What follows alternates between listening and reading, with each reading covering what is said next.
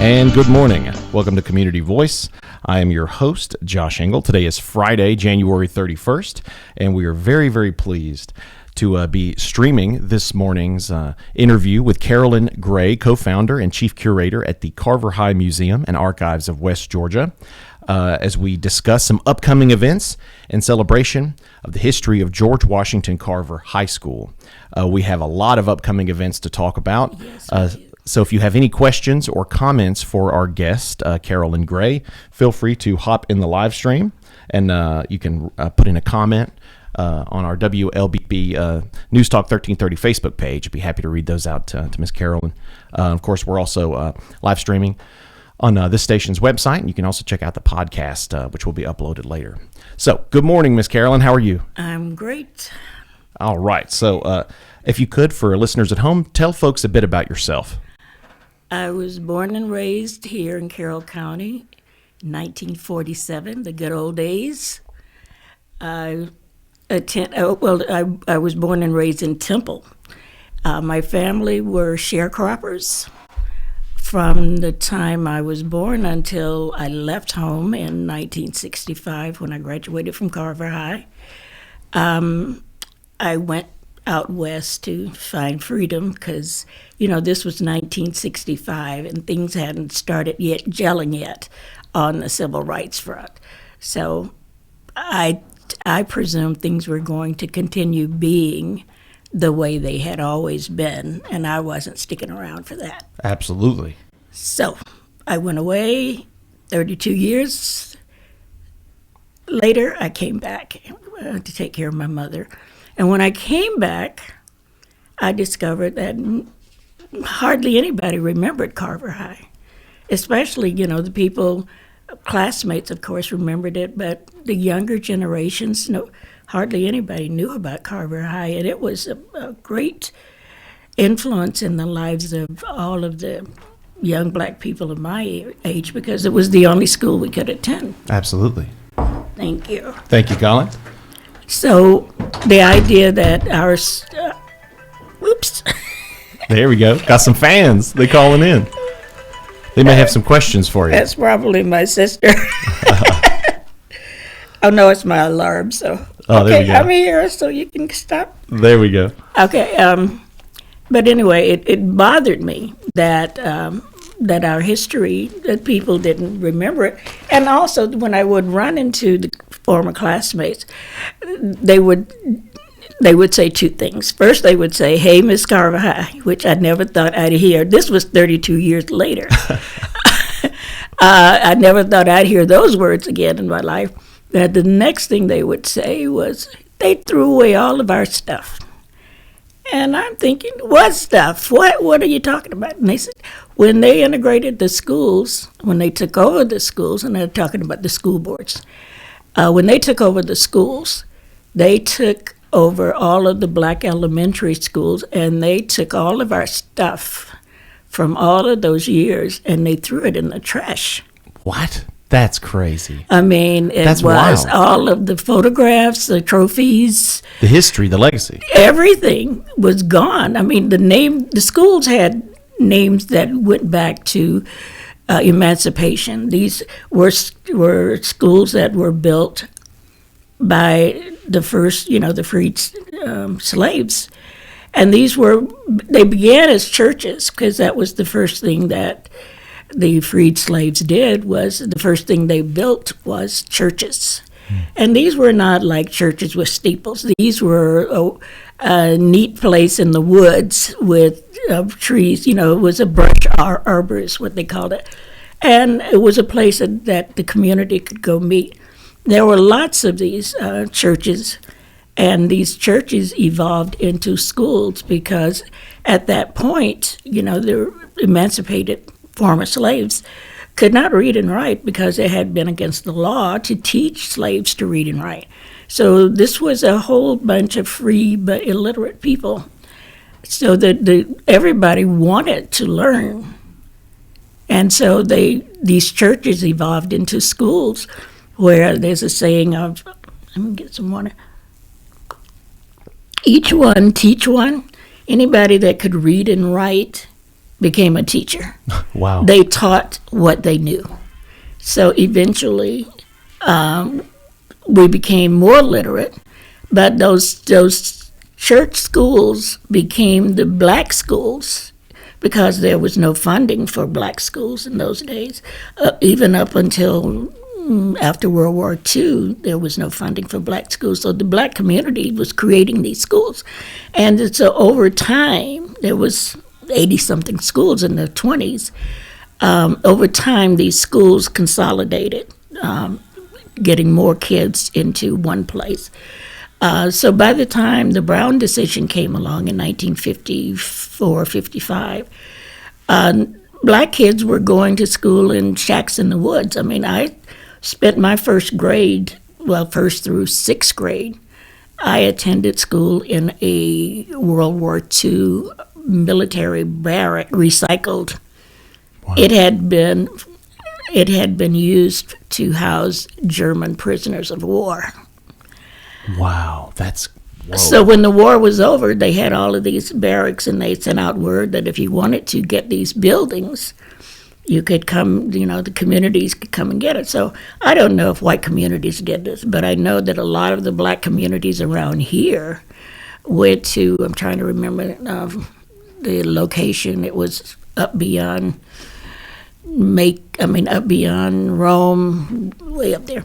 But the black gentlemen in those communities got together and performed magic. They went and got those buildings and broke them down, hauled them back here, and used them as schools, which was a step up from what we had before. Was in the churches, was really literally one-room schools. They would have, the classes would be scattered around in the pews, and the fifth grade would be in this pew, and the fourth grade would be in that pew. And so when they got the barracks, they had rooms, which was like a big step up.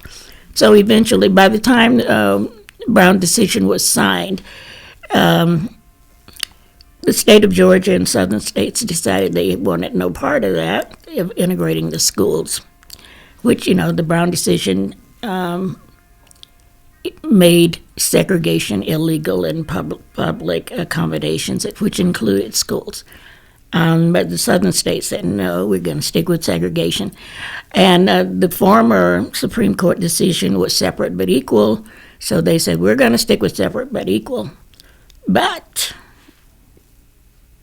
in order to even appear to be equal, they had to build schools for the black kids, because we, like I said, we're going to school in World War II barracks. You got to back it up. I mean, we're going to school where they kept German prisoners of war. You know, like, we can do better than this. Well, nobody was thinking about that, but they were wanting to put a happy face on their separate but equal. And so they built Carver High in 1954.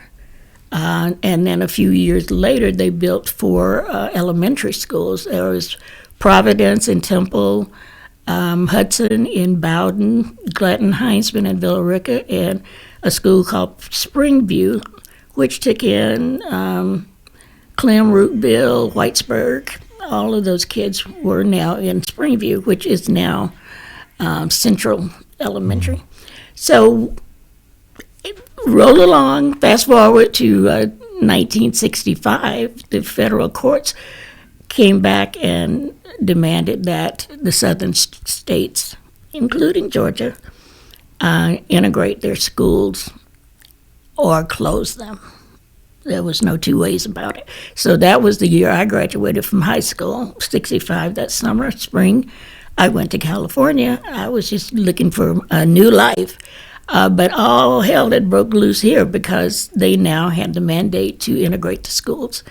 And the black community was kind of in a stir because, that was truly uncharted territory. And there was not going to be any assistance for them to accommodate them to getting into, because the new law was that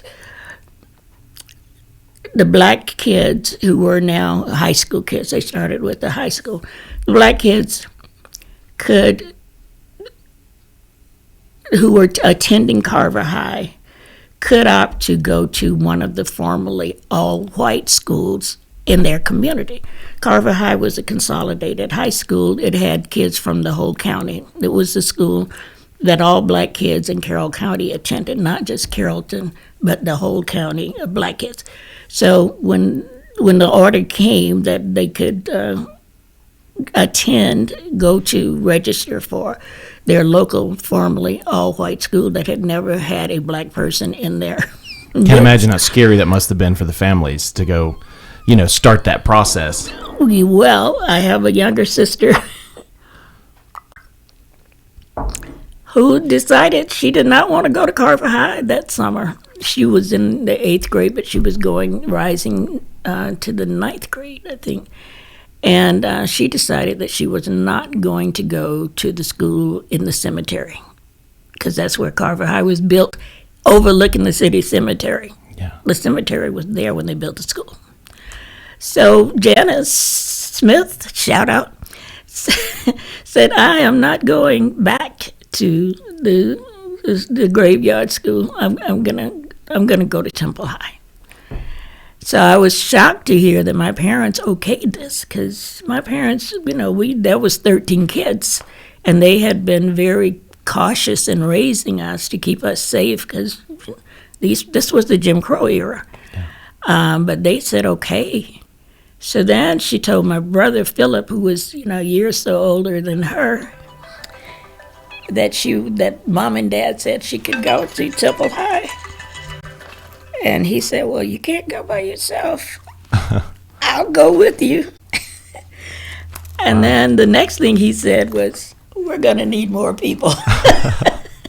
So they spent the summer going around Temple and recruiting other kids to go to Temple High with them.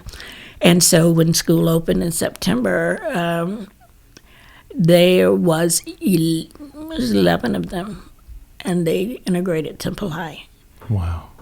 It's incredible. So when I came back and I found that people didn't know this history, didn't know about Carver High, didn't know about Providence and Gladden Heisman and Hudson and all of that, it kind of distressed me. And then, since I had left at the beginning of integration, I wasn't even here when all that took place. All of the ways it was before was still fresh in my mind. Those memories had not been replaced by any changes. So I thought, well, we just can't let our history go. So, make a long story even shorter, we organized a Carver High 50th anniversary gathering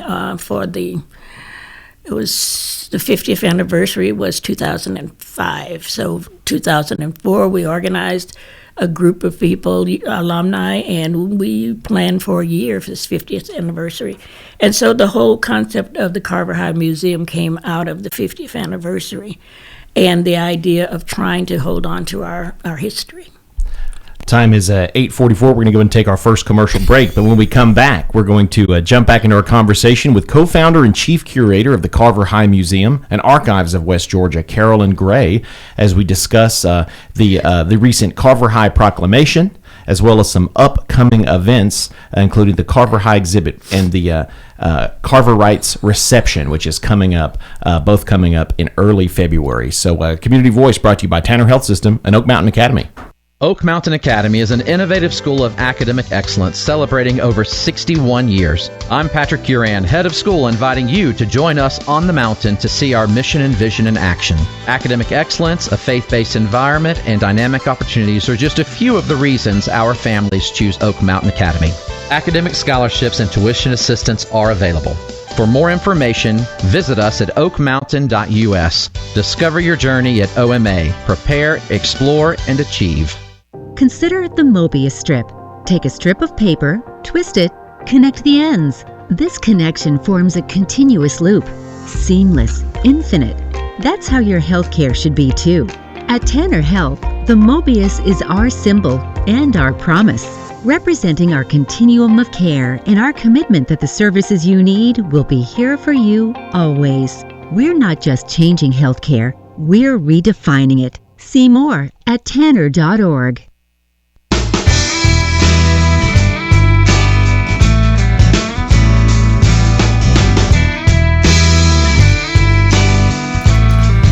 We're back to Community Voice. I'm your host, Josh Engel. Time is 8:45, and today is Friday, January 31st.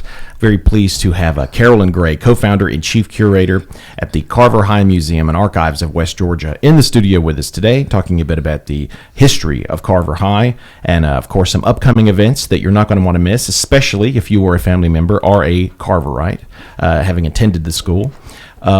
But just a reminder, this morning's episode is being live streamed on our WLBB News Talk 1330 Facebook page. So if you have any questions, comments, or kudos for our guests, feel free to throw those in the chat.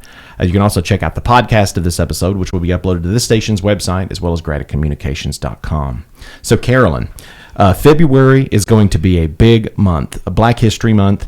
It kicks off with a opening day Carver High exhibit on February 1st, followed by a very important Carrollton City Council meeting. Then why don't we just go through them all? How about you take us through some of these upcoming events? Well, for the last, I don't know, even before COVID, the city of Villa Rica, the library, had invited me to exhibit this traveling exhibit that I had on Carver High called the Carver High Experience. And so ever since then, 5 years or so, every February I set up the Carver High exhibit that really tells the story of public education, the history of public education for African Americans in Carroll County. It centers around Carver High, but it also goes back to those one-room church schools and kind of preserves all of the history there in one spot. So it's been my pleasure to search the history, and I used a lot of information that was provided by Carver High alumni during that whole process of getting together for the 50th anniversary. We collected a lot of information ongoing from that point on from our classmates. So in 2012 or so is when I started the traveling exhibit, but ever since then I've been doing it every February. So this year we're doing something extra. I got a small grant through the city of Villa Rica Library and to expand and enhance the exhibit. So I've got some new pieces that people will be very pleased with, very colorful. So the exhibit opens tomorrow, and it's there for the whole month of February. And during that cycle, we have some over 200 students coming from Carrollton City Schools and from Villa Rica High School, from different places. Senior groups are coming, and they come on different days and different hours. The tours are about an hour long, in which time I walk them through the history of Carver High and the Black school experience, and take any questions they have. So it opens tomorrow, and then on Monday we're receiving a proclamation from the city of Carrollton on behalf of the 70th year anniversary of Carver High. And then on Tuesday we're receiving a proclamation from the Carroll County Board of Commissioners for the same purpose. And then next Saturday, we're having what I'm calling the kickoff reception for the Carverites, for the alumni, but, it's open to the public. And we're going to have a brief program, light refreshments, and just meet and greet. But our classmates or Carver High people will get a chance to see the new additions to the exhibit. And like I said, for the whole month, we're going to be there, and we'll have students coming and going. I do all of the tours myself because I want the young people to know what the history is. And when I give the tours, they're age appropriate. We have kids coming from the third grade to seniors. So I try to talk to them at the level that I presume that their knowledge is of the past. I don't want to throw in anything that they haven't heard of before. But by the time we get to the older students, they've studied, they've heard about it, they've read about it. So we can have more of a conversation. But they're free to ask questions, and I answer them as authentically as I can within range. But it's a great experience. When we came up with the concept of a Carver High museum, our plan was to have a brick and mortar museum at the old Carver High building. And it was promised, one of the auditorium cafeteria was promised to us, but that fell through. So in 2012, around that time, I started doing this traveling exhibit, and it just kind of caught on. And having the support of the Villa Rica Public Library and Rachel Lynn, the manager, is just everything. She's so supportive. I've been able to have establish a base so that people know every year in February the Carver High exhibit is going to be there. There's going to be somebody there to explain all of this to them. And we're free to mix and mingle and talk about what happened in those days. It's a tradition now. Everybody's got to be sure to take the family out to the exhibit when it comes through. Yeah. Because they can always guarantee it's going to be coming around. Yes, and they know that it's going to be there February, and they'll be able to ask the questions they've always wondered about. And then the young kids, they have questions, but their questions are more contemporary. It's like I was talking about, this was back in the day before, black kids and white kids went to school together. And then the question came, well, what about mixed kids? It always come up. And I said, well, the black kids were mixed, but we didn't have that category then. It was you were either black or white. That was it. And I'm sure the school system didn't didn't have a cutoff. It's as if, if you're mixed at all, you are considered black, and that's it. In the days of segregation, you've seen those signs that said whites, the water fountains that said whites only, blacks only.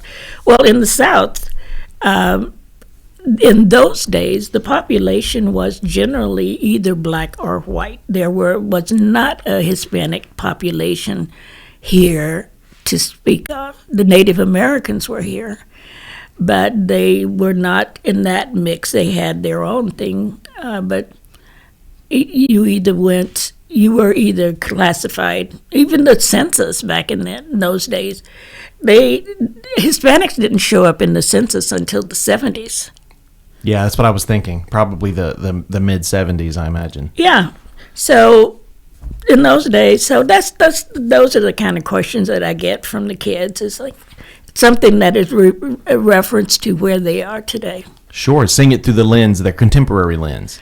Yeah. Now, I would love to. Do you have an estimate about how? Because this Carverites reception is super cool. So, again, just for folks who might be tuning in, this is the Carver High Experience. It's returning to the Villa Rica Public Library February 1st through the 28th during the regular library hours. And there is going to be it opens on the 1st. It opens tomorrow. But there is a special. It's a special Carverites reception, and that's going to be on February 8th from 10 to 1. Do you have an estimate of how many Carverites are still with us? Not yet, but I know our numbers are dwindling because I get the obituaries feeds, and every few months there's a few being announced. Our numbers are dwindling. I mean, I turned 77 in December. I was in the class of 65. The last graduating class was 68, although the school didn't close until 69. But so we're all into the 70s and beyond. I don't know of more than a couple of members of the first class, the graduating class of 1955. But my brother in Texas, Fort Worth, hey Harold, is shout out to Harold. is a member of the class of 55. Miss Gladys North was a member of the class of 55. So, and I'm sure there are others, but I've lost track. But I'm going to start the project of trying to go back to the classes, because when we did the 50th anniversary, we reformed all of the classes in a way, and we found the class officers and a group of people that would represent each class, and their task was to find their classmates. And so most of them who are still with us, but might have been passed on to another classmate, they have continued to keep track of them. So I think we'll go back to that. I know I'm going to post, as one of the exhibits, I'm going to post the list of all of the 14 classes, all the names of all of the members, because even though the exhibit has pictures of, well, the exhibit for the Carver High portion of it are really the yearbook pictures from each class. So it has all of the people who graduated, but that's not all the people who started. Like Carver High started with the 8th grade. You know, the kids in the county, when they graduated from 7th grade, everybody went to Carver High at 8th grade.